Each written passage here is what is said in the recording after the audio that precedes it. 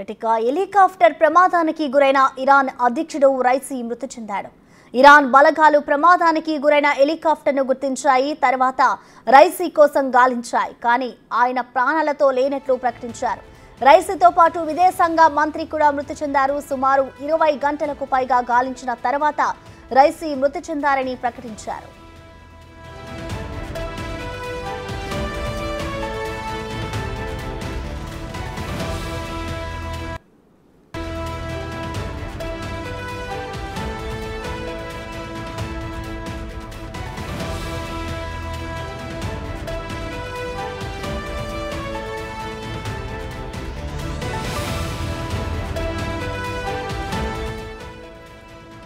Helicopter ప్రమాదానికి గురైన Iran అధ్యక్షుడు రైసీ మృతి చెందాడు. ఇరాన్ బలగాలు ప్రమాదానికి గురైన హెలికాప్టర్ను గుర్తించాయి.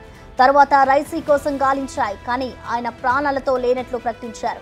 రైసీతో పాటు విదేశాంగ మంత్రి కూడా మృతి చెందారు. సుమారు 20 గంటలకు పైగా గాలించిన తర్వాత రైసీ మృతి చెందారని ప్రకటించారు.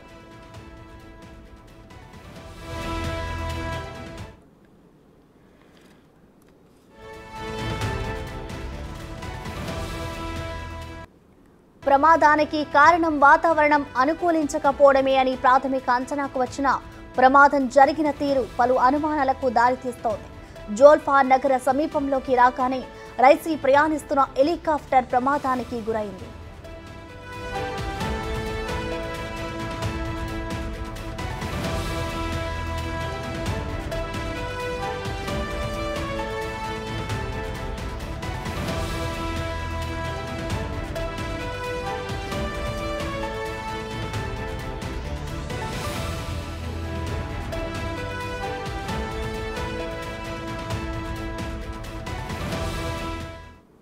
హెలికాప్టర్ ప్రమాదానికి గురైన ఇరాన్ అధ్యక్షుడు రైసీ మృతి చెందాడు. ఇరాన్ బలగాలు ప్రమాదానికి గురైన హెలికాప్టర్ని గుర్తించాయి. తర్వాత రైసీ కోసం గాలించాయి. కానీ ఆయన ప్రాణాలతో లేనట్లుగా ప్రకటించారు. ఇక దీనికి సంబంధించిన మరింత సమాచారం మా ప్రతినిధి శివ అందిస్తారు. శివ, చెప్పండి. దాదాపు 20 గంటలు గాలించిన అనంతరం ఇరాన్ అధ్యక్షుడు రైసీ మృతి చెందినట్లుగా కూడా తెలుస్తోంది. దీనికి సంబంధించిన డీటెయిల్స్ ఏంటి శివ? దీన్ని ఎలా చూడాలంటారు?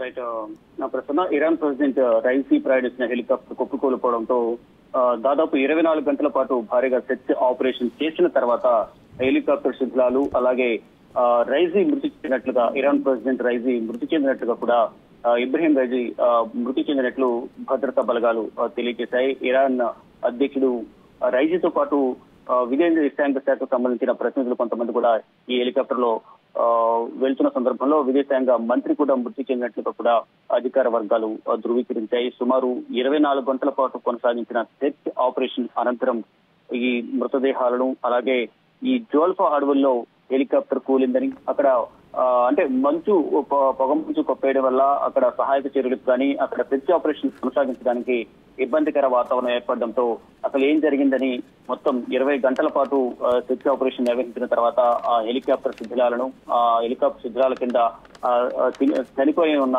శిథిలమైన బాడీలను కూడా భద్రతా బలగాలు గుర్తించిన అనంతరం ఇబ్రహీం రైసీ మృతి చెందినట్లుగా కూడా అధికారిక వర్గాలు ధృవీకరించాయి. అంటే ఒక కార్యక్రమంలో పాల్గొని తిరిగి వస్తుండగా ఈ ప్రమాదం జరిగినట్లుగా కూడా అధికారులు తెలుపుతున్నారు. వారితో పాటు వచ్చిన మరొక 2 హెలికాప్టర్లు సురక్షితంగా గమ్యస్థానానికి చేరాయని, కానీ ఈ హెలికాప్టర్ ప్రమాదానికి గురవడం పైన కొన్ని అనుమానాలు అయితే వ్యక్తమవుతున్నాయి.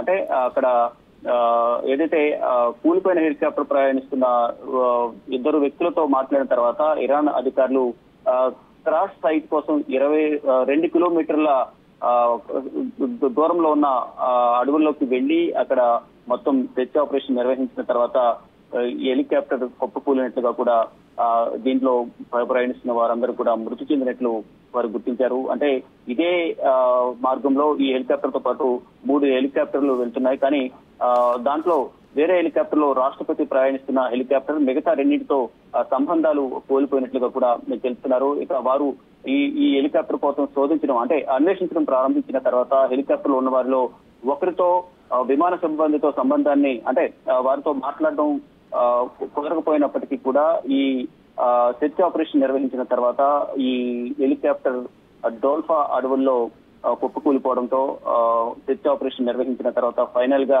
ఈ హెలికాప్టర్ ప్రమాదానికి గురైంది, కుప్పకూలిపోయింది అనేది అధికారులు ధృవీకరించారు. అంటే హెలికాప్టర్ కుప్పకూలిన తర్వాత ఎవరికి కూడా అధికారిక సమాచారం అనేది ఇవ్వలేదు. ఎవరికి ఏం జరిగిందనే దానిపై మాత్రం ఎవరికి ఎటువంటి సమాచారం ఇవ్వలేదు.